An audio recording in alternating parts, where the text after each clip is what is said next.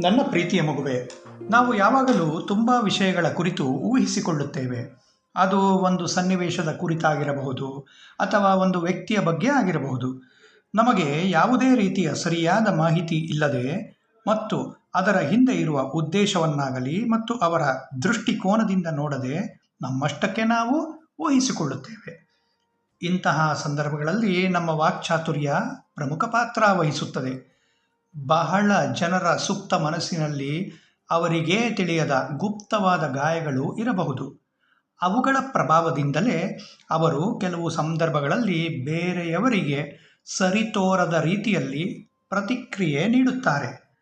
ನನ್ನ ಮಕ್ಕಳಾದ ನೀವು ಇಂತಹ ಸಂದರ್ಭಗಳಲ್ಲಿ ಸಹಾನುಭೂತಿ, ಪ್ರೀತಿ ಹಾಗೂ ಕರುಣೆಯಿಂದ ವ್ಯವಹರಿಸಬೇಕು. ಆಗ ಮಾತ್ರ ಇಂತಹ ಸಮಸ್ಯೆಗಳು ಪರಿಹರಿಸಬಹುದು. ಮಗುವೇ, ನನ್ನ ಆಶೀರ್ವಾದಗಳು